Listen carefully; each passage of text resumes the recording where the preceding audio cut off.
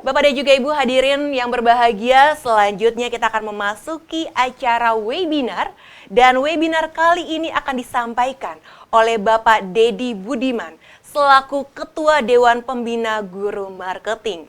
Dalam kesempatan kali ini, beliau akan membawakan webinar dengan tema Sales 5.0, strategi meningkatkan penjualan di era Society 5.0. Kepada Bapak Dedi, kami persilahkan. Terima kasih. Selamat pagi Bapak Ibu semua. Karena kita kalau jualan selalu harus semangat pagi ya. Saya izin share screen mengingat waktu yang sangat terbatas untuk men-sharingkan kepada Bapak Ibu semua brand achiever. Luar biasa sekali tadi Ibu Susilowati menjelaskan ya. Saya akan menjelaskan tentang bagaimana nih kita para brand achiever bisa eksis di tengah dunia yang berubah. Saya akan sharingkan tentang Sales 5.0. Bagaimana meningkatkan penjualan di era Society 5.0. Tadi sudah diperkenalkan, nama saya Dedi Budiman. Saya aktif terlibat dalam beberapa komunitas sales dan juga saat ini saya aktif sebagai ketua Dewan Pembina untuk guru-guru marketing di seluruh Indonesia. Jadi Bapak Ibu sekalian, di Indonesia ada begitu banyak guru-guru SMK marketing yang perlu juga belajar bagaimana memahami tentang dunia marketing. Bapak Ibu sekalian, ini ada seorang bernama Soichiro Honda. Tentu kita kenal ya, mungkin beberapa di antara kita pakai produk beliau. Beliau pernah mengatakan bahwa setiap manusia itu memiliki keinginan untuk berkembang. Bahasa sederhananya adalah semua orang pengen berhasil, bisa jualan lebih banyak, brandnya makin terkenal tentunya ya. Semua punya harapan yang sama. Tapi Bapak Ibu sekalian, lalu pertanyaannya bagaimana? Apalagi dengan kondisi seperti saat ini yang tadi dikatakan bahwa pandemi di Indonesia semakin meningkat. Apa yang harus dilakukan? Nah Bapak Ibu sekalian, dalam kondisi seperti ini, mungkin kita masih berpikir, oh ya sekarang kita sudah era 4.0 nih, apa yang kita lakukan? Jadi Bapak Ibu sekalian, masih banyak di antara kita merasa bahwa kita masih ada di era revolusi industri 4.0. Apa itu era revolusi industri 4.0? Mungkin saya jelaskan singkat saja, mulai dari era revolusi industri 1.0, lalu ke 2.0, 3.0, dan sekarang di era industri 4.0. Tapi Bapak Ibu sekalian, ternyata di tengah gegap gempita pandemi COVID ini, kita tidak sadar bahwa sebenarnya terjadi perubahan di dunia ini. Perubahan apa ya? Jadi kalau kita lihat di era 4.0 ini, memang kita semua mau tidak mau terbiasa bekerja dengan menggunakan teknologi. Bahkan sekarang digital menjadi suatu keharusan ya, ketika kita mau melakukan sesuatu. Bahkan hari ini pun kita akan mengetahui brand-brand yang kuat secara digital. Nah Bapak Ibu sekalian, ternyata ketika kita berbicara tentang revolusi industri 4.0, sejak tahun 2019, Jepang sudah mengkampanyekan sebuah konsep namanya Society 5.0. Apa itu Society 5.0? Saya akan jelaskan secara singkat buat kita semua sebelum kita membicarakan apa yang harus kita lakukan sebagai brand untuk bisa meningkatkan penjualan di era 5.0. Jadi Bapak Ibu sekalian, era 5.0 itu dimulai dari Jepang, dan kita lihat sebenarnya pertama kali konsep ini ya tentunya dimulai dari 1.0 ya. Jadi dulu masyarakat itu hidup dari apa? Berburu. Ini era masyarakat 1.0. Jadi zaman dulu saya membayangkan satu kampung gitu ya, rame-rame mereka berburu gajah, berburu dinosaurus, habis berburu mereka bawa pulang, mereka bakar rame-rame, sekampung makan lah. Itu kurang lebih gambaran masyarakat 1.0. Mereka hidup untuk berburu dan hidup survive seperti itu. Lalu dunia berganti, era 2.0.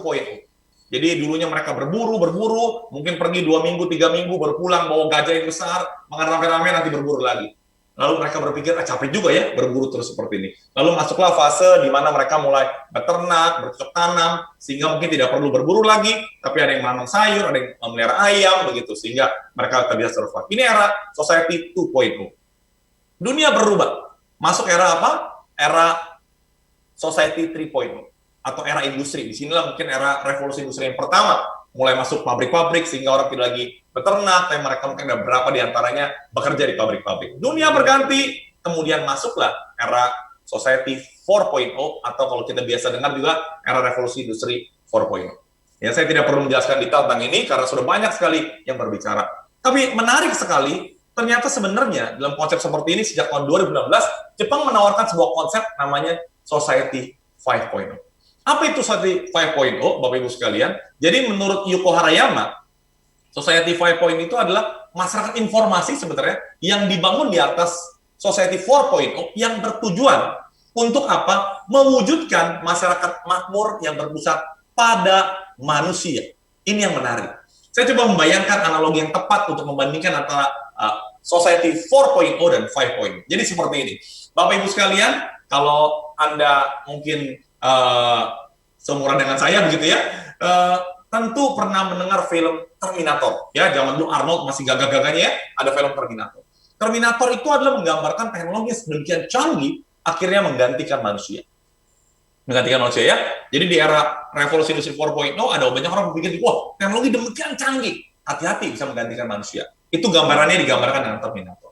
Nah, tapi era Society 5.0 itu digambarkan oleh sosok apa? Sosok Iron Man. Jadi Bapak Ibu sekalian Anda melihat Iron Man itu manusia, tapi dibantu oleh Jarvis ya, teknologi semakin canggih sehingga dia bisa melakukan banyak hal. Nah, inilah gambaran singkat perbedaan antara 4.0 dan 5.0 yang digambarkan secara mudah, yaitu 4.0 itu lebih kepada bagaimana ya teknologi bukan luar biasa, tapi 5.0 mau tidak mau teknologi itu harusnya mendukung manusia, bukan menggantikan manusia. Saya ajak kita nonton sebuah video, saya izin supaya suaranya pasti ada dulu, saya nyalakan sound-nya. Kita lihat penjelasan dari sebuah media, ada buat penjelasan apa sih bedanya 4.0 dan 5.0. Mari kita lihat ya, ini dia penjelasan. Era Society 5.0 di Jepang. Publik belum selesai dengan demam era revolusi industri 4.0. Jepang telah memperkenalkan dan resmi meluncurkan era Society 5.0 dan keseimbangan hidup. Suatu konsep masyarakat yang berpusat pada manusia, human-centered, dan berbasis teknologi, technology-based, mengedepankan 5 unsur keseimbangan kehidupan manusia, yaitu emosional, intelektual, fisikal, sosial, dan spiritualitas. Konsep ini lahir sebagai pengembangan dari revolusi industri 4.0. Revolusi industri 4.0 dinilai berpotensi mendegradasi peran manusia akibat berkembangnya teknologi robotik, memberikan banyak celah perekayasaan informasi sehingga menimbulkan disinformasi keadaan ekonomi dan politik global. Munculnya banyak kekhawatiran terhadap sisi buruk era industri 4.0 memberikan respon positif terhadap peluncuran Society 5.0 di Jepang. Sistem kerja Society 5.0 mentransformasi big data yang dikumpulkan melalui internet pada segala bidang kehidupan.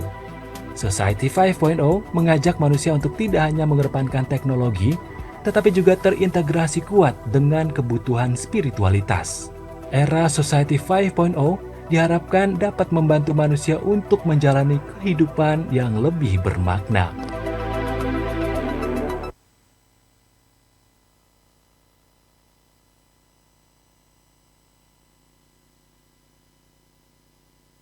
Sorry, mohon maaf tadi masih ke mute ya. Jadi Bapak Ibu sekalian tadi penjelasan tentang 5.0.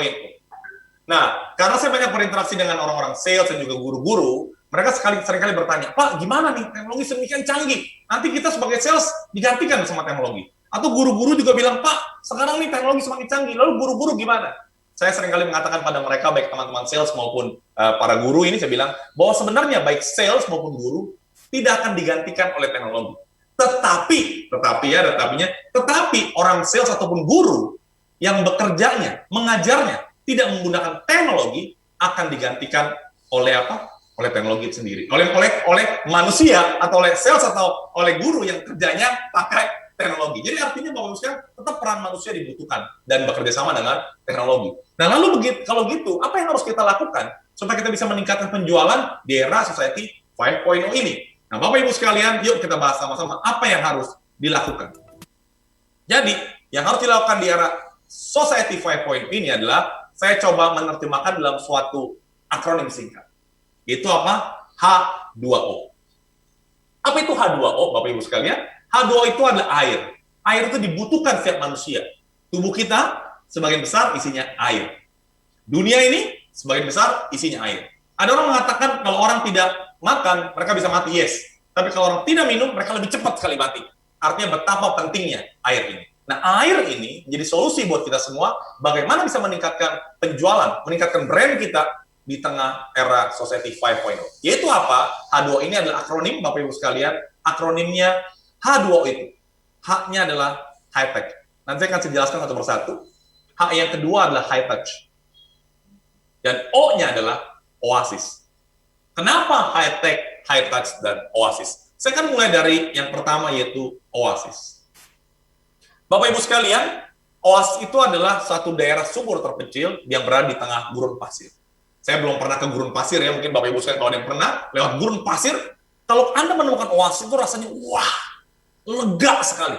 Ada suatu kelegaan didapat kalau seorang menemukan oasis tengah padang gurun. Nah, oasis ini artinya apa? Artinya adalah solusi yang bisa kita berikan kepada customer kita. Sebagai pemegang brand, Bapak Ibu sekalian, tentu kita akan memuaskan customer. Kita ingin meningkatkan penjualan. Tapi penjualan akan terjadi kalau kita bisa memberikan solusi kepada mereka. Jadi, Bapak Ibu sekalian, yang perlu kita pikirkan saat ini adalah problem apa yang dihadapi oleh customer kita saat ini yang bisa solusinya kita berikan. Satu waktu saya ngobrol dengan seorang teman saya, almarhum namanya Ibu Aster, beliau adalah ketua dari komunitas sales Indonesia.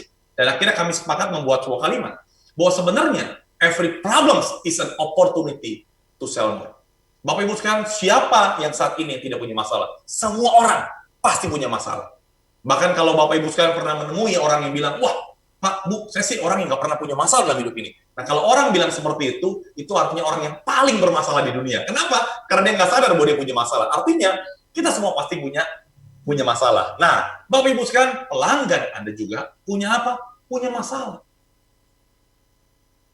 Nah, ini yang perlu Bapak Ibu sekalian pikirkan kembali.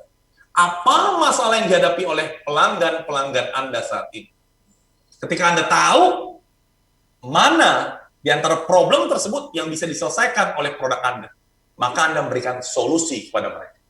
Mulai dengan apa? Mulai identifikasi problem apa yang bisa diselesaikan oleh produk atau jasa yang kita jual.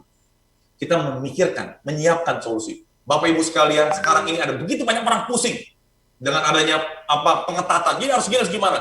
Nah, Anda pikirkan solusi apa yang mereka butuhkan, yang sesuai dengan produk kita jual tentunya ya. Solusi itu. Jadi Bapak Ibu sekalian berikan solusi. Nah, lalu pertanyaannya, ketika Anda mau deliver solusi itu, medianya bagaimana? H2O, Bapak Ibu sekalian. Setelah Anda pikirkan, oke, ini masalahnya, ini yang kita bisa selesaikan dengan produk atau jasa yang kita jual, maka selanjutnya Bapak Ibu sekalian, kita perlu memikirkan bahwa solusi itu harus diberikan dengan pendekatan apa? High-tech. Bill Gates pernah mengatakan, kita mengubah dunia ini dengan teknologi. Pertanyaannya Bapak Ibu sekalian, sudahkah Anda menggunakan teknologi saat ini? Saya akan kasih sebuah cerita begini Bapak Ibu sekalian. Coba bayangkan, satu waktu Anda lagi ingin ganti sepatu. Saat ini ya, di tahun 2021, Anda ingin ganti sepatu. Kira-kira apa yang Anda lakukan? Umumnya orang akan bilang apa? Mereka akan googling, mereka cari, lihat reviewnya, banding-banding, compare-comparekan. Kalau memang bisa datang ke tempatnya untuk beli, datang ke tempatnya. Kalau tidak memungkinkan, nggak perlu datang ke tempatnya, ya udah, tinggal beli online dan kesini. Itu adalah kalau Anda beli sepatu saat ini. Nah, tapi bayangkan Bapak Ibu sekalian, kalau Anda beli sepatu di tahun 90-an. Kalau orang Jakarta, Bapak Ibu sekalian, ya tahun 90-an, apa yang Anda lakukan kalau beli sepatu? Maka sebagian besar orang Jakarta akan pergi kemana? Pergi ke Pasar Baru. Betul ya, karena Pasar Baru itu pusat sepatu, banyak kali sepatu. Orang datang ke Pasar Baru, ada banyak toko sepatu, mereka lihat, bandingkan, mereka beli. Terjadi perbedaan antara tahun 90-an, 2000-an sama sekarang, Bapak Ibu sekalian, ketika orang membeli sepatu. Nah, ini adalah namanya customer journey. Jadi, perjalanan seorang customer sampai akhirnya bertemu dengan produk Anda lewat sebuah jalan. Nah, jalannya seperti apa? Kalau dulu mereka datang langsung ke toko. Kalau sekarang apa yang terjadi? Mereka lihat reviewnya. Mereka cari, tadi Bu Susilowati banyak sekali ngomong soal netizen. Ya, bagaimana netizen bisa melihat gitu? Bukan hanya warga yang ada di secara awam, tapi bagaimana orang-orang netizen melihatnya? Kenapa? Karena mereka lihat reviewnya. Berbeda. Nah, ini terjadi perbedaan. Nah, untuk itu Bapak Ibu sekalian, Anda harus eksis secara digital. Artinya pendekat Anda bukan hanya di offline, tapi apa? Online. Sehingga orang tahu. Bapak Ibu sekalian, pertanyaan lebih lanjut kalau begitu. Apakah Anda punya sosial media semua saat ini? Pasti punya. Pasti punya. Sosial media apa saja? Wah, mungkin ada Instagram, ada Facebook, ada YouTube. Sekarang ini lagi happening adalah TikTok. Betul Bapak Ibu sekalian? TikTok. Nah, pertanyaannya, kami sudah punya semua untuk digital marketing. Pertanyaannya, ketika Anda mendeliver konten Anda, sesuatu value kepada pelanggan, orang-orang yang ngurusin itu, orang-orang yang biasa aja atau orang yang luar biasa? Dalam arti begini, karena mereka tuh ujung tombak yang berinteraksi dengan pelanggan. Kalau mereka nggak ngerti konsep yang benar, jualan yang benar, akhirnya ya udah sekedarnya. Pokoknya saya ngejawab chat yang ditanya. Hanya sekedar menjawab. Jadi Bapak Ibu sekalian, ketika kita melihat customer journey saat ini, artinya pendekatan teknologi itu menjadi penting sekali. Salah satunya adalah bagaimana Anda eksis di sosial media. Ketika ngomong soal sosial media, Bapak Ibu sekalian, saya juga merasakan sekali apalagi di tengah pandemi ini Bapak Ibu sekalian. Di bulan Maret 2020 itu pandemi datang. Dan saya punya order training 3 bulan, the roadshow berapa kota tiba-tiba di cancel semua. Lalu apa yang harus dilakukan? Mau tidak mau harus berubah cara jualan. Dan di bulan Agustus saya memutuskan, sempat ngobrol sama beberapa orang teman ya, Dad, coba masuk katanya ke TikTok. Saya pertama kali nggak mau. Kenapa? Karena saya pikir TikTok itu adalah mainan bocil-bocil begitu ya, banyak joget-joget. Tapi karena beberapa tahun bilang udah banyak main serius, akhirnya saya bilang oke, saya masuk. Tanggal 8 bulan 8 2020 saya masuk. Saya pelan-pelan masuk ke sana. Saya konsisten, saya bilang ini satu media untuk membangun awareness saya, supaya orang kenal saya, orang percaya saya, dan mereka mau bisnis dengan saya. Dan hasil luar biasa sekali Bapak Ibu sekalian. Di bulan pertama saya dapat 40.000 follower. Dan sekarang sebentar lagi saya lagi mencapai angka 400.000. Dalam waktu relatif tidak sampai setahun. Sedangkan saya main sosial media yang lain, sampai sekarang 100.000 dulu. Dan dampaknya apa yang terjadi, Bapak Ibu sekalian, dari konten-konten yang saya buat, saya mendapatkan banyak sekali order training dari perusahaan-perusahaan besar, bahkan dari luar negeri. Kenapa? Karena mereka melihat konten-konten saya. Jadi Bapak Ibu sekalian, teknologi artinya mesti dipikirkan dengan baik untuk meningkatkan penjualan kita. Mungkin Bapak Ibu sekalian sudah buat sosial media, tapi lihat isinya apa. Isinya itu punya value nggak? Memberikan solusi nggak terhadap pelanggan Anda? Nah ini yang penting. Jadi H2O, high tech digunakan untuk memberikan solusi. Orang dapat solusinya, mereka akan beli produk atau jasa yang Anda tawarkan. Jadi high tech begitu penting. Tetapi Bapak Ibu sekalian, kalau hanya high tech, itu kita masih hidup di era apa? 4.0. Perbedaan 4.0 dan 5.0 adalah di sininya Bapak Ibu sekalian. Itu apa? High tech. Bapak Ibu kenal dengan Ari Lasso, betul ya? Dalam salah satu lagunya, Ari Lasso menyanyikan lagu seperti ini. Lagunya seperti ini ya. Mohon maaf kalau suara saya tidak terlalu bagus karena bukan penyanyi, Bapak Ibu. Lagunya begini. Sentuhlah dia tepat di hatinya, dia akan jadi milikmu selamanya. Jadi Bapak Ibu sekalian, ketika kita berinteraksi dengan konsumen itu adalah manusia. Konsumen juga manusia. Nah manusia itu ketika disentuh hatinya, dia akan loyal sama. Bukan disentuh otaknya, tapi hatinya. Seperti lagu Ari Lasso tadi. Nah Bapak Ibu sekalian, kita boleh menggunakan teknologi, menggunakan media sosial atau apapun, tapi tetap Bapak Ibu sekalian, Anda harus bisa menyentuh hatinya. Salah satu guru saya, Bapak Onowe Purbo, tentu Bapak Ibu sekalian sudah familiar sama beliau ya. Beliau bilang gini, Dad, lu kalau main sosial media, kalau ada orang chat, please dijawab katanya. Kenapa Pak? Kadang-kadang nyebelin. Iya, kan namanya sosial media. Kalau lu nggak jawab, nggak ada interaksi. Kalau nggak interaksi, bagaimana ada hubungan engagement sama mereka? Jadi Bapak Ibu sekalian, high-tech penting. Tapi harus ada sentuhan manusianya. Sentuhan manusia itu membuat akhirnya merasa saya diperlakukan sebagai manusia. Makanya Bapak Ibu sekalian, di Indonesia, kita mengenal silaturahmi. Apa itu silaturahmi? Itu membangun hubungan. Ketika kita merasa dekat, maka dia percaya sama kita. Ketika dia percaya, Bapak Ibu sekalian, apa yang terjadi? Maka mereka beli dari kita. Saya akan berikan contoh, 2 contoh tentang high-tech, high-touch, dan OAS ini, Bapak Ibu sekalian. Satu waktu saya membawakan training di sebuah perusahaan, saya nggak perlu sebut brandnya ya.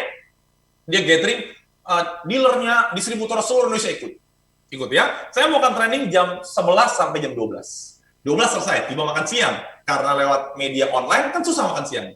Tapi tiba-tiba apa yang terjadi? Ketika 12 kurang 15, di seluruh Indonesia ada orang yang kirim makanan. Secara online kirim makanan ke tempat distributor masing-masing. Jadi mereka itu dikirim makanan. Begitu yuk makan bareng, makanan dikirimin sama perusahaan itu. Jadi mereka makan bareng bersama, makan disiapin. Walaupun di seluruh Indonesia. Gampang sekali sekarang kan ya. Jadi mereka makan bersama. Nah itu adalah satu contoh pendekatan high-tech. Tapi ada high-touch-nya. Ada sentuhan manusianya, dikirimkan makanan, makan bareng. Itu yang pertama. Yang kedua, anak saya waktu pandemi kelas 6 SD naik 1 SMP. Karena pandemi, nggak bisa datang ke sekolah, nggak bisa nerima rapot, nggak bisa lulus-lulusannya yang seperti dulu. Lalu apa yang terjadi? Ya, secara online, teknologi, yes, teknologi. Tapi kalau teknologi nonton doang seperti ini, ya garing juga ya, nggak ada sentuhan hatinya. Tapi sekolah itu bagus sekali memberikan sentuhan hati. Tahu gimana Bapak Ibu sekalian? Mereka siapin piagam apa segala macam, pas diserahkan anak saya gitu ya, kita ambil satu persatu, kita siapin, ada sekolah sudah siapin. Jadi seolah-olah diberikan, tapi orang tua mereka diliput, semua satu-satu lihat. Wah, orang merasa senang. Ya diliput, masuk ke YouTube, masuk kemana satu persatu. Jadi ada sentuhan personal. Jadi Bapak Ibu sekalian, di tengah era society 5.0 ini, ketika Anda mau meningkatkan penjualan, berikan solusi yang tepat. Dengan pendekatan teknologi, tapi jangan lupa pendekatan sentuhan. Dan sentuhan ini yang dibutuhkan membuat pelanggan akhirnya apa? Loyal sama kita. Jadi Bapak Ibu sekalian, selamat datang di era 5.0. Mari kita berikan pelayanan terbaik dengan high tech dan high touch. Saya akan tutup saya dengan sebuah cerita Bapak Ibu sekalian tentang seorang nenek-nenek. Nenek-nenek tentunya kita tahu Bapak Ibu sekalian sudah tua ya. Kalau nenek-nenek masih muda artinya dia menikahnya waktu masih muda, seperti itu. Nah, suatu waktu sang nenek dia bilang sama cucunya, tolong dong, tolong apa nek? Nenek udah lama nggak baca koran. Tolong cariin nenek koran nih di pasar. Nenek mau baca. Oh baik, kata cucunya, karena cucu yang sayang sama neneknya, cucunya pergi ke pasar, nggak lama kemudian cucu balik kasih ke nenek. Nek, ini koran. Lalu neneknya baca koran. Pas dibaca, nggak lama dia bilang, wah cucu dipanggil lagi di belakang, datang lagi, kenapa nek, ada apa lagi nek? Kamu nih beli koran di mana? Beli koran di mana? Di pasar nek. Ini korannya kok begini, nggak bener? Nggak benernya apa nek? Dulu ya, waktu nenek muda, nenek baca koran, tulisannya bagus, jelas. Ini sekarang koran zaman sekarang kok tulisan lari-lari, bikin nenek pusing aja. Yang bener nek? Cucunya penasaran. Lalu cucunya melihat. Pas melihat korannya, apa yang terjadi? Bapak Ibu semua, cucunya ketawa. Dia ketawa ya. Kenapa kamu ketawa, Cuk? Bentar, Nek. Nggak lama kemudian, cucunya pergi, masuk ke rumah, dan dia bawa kacamata. Diberikan kepada neneknya. Dan dibilang, Nek, ini kacamata pakai. Buat apa, Cuk? Udah pakai, Nek, pakai. Dipakailah sama neneknya. Pas dipakai, dibaca. Loh, ini korannya bagus, Cuk. Iya, Nek, kata cucunya. Bukan koran yang salah. Tapi mata nenek yang lamur. Nenek harus pakai kacamata supaya jelas. Nah, Bapak Ibu sekalian, para brand achiever, sekarang ini dunia berubah. Dulu kok kita bisa, sekarang kita nggak bisa. Kenapa? Karena kita butuh tools yang baru. Jadi Bapak Ibu sekalian, dunia berubah. Mari kita berubah menjadi lebih baik. Sukses buat kita semua. Saya kembalikan ke panitia. Terima kasih. Terima kasih banyak kami ucapkan untuk Bapak Dedi Budiman atas webinar yang luar biasa. Semoga apa yang disampaikan oleh Bapak Dedi dalam webinar tadi dapat memberikan manfaat untuk kita semua.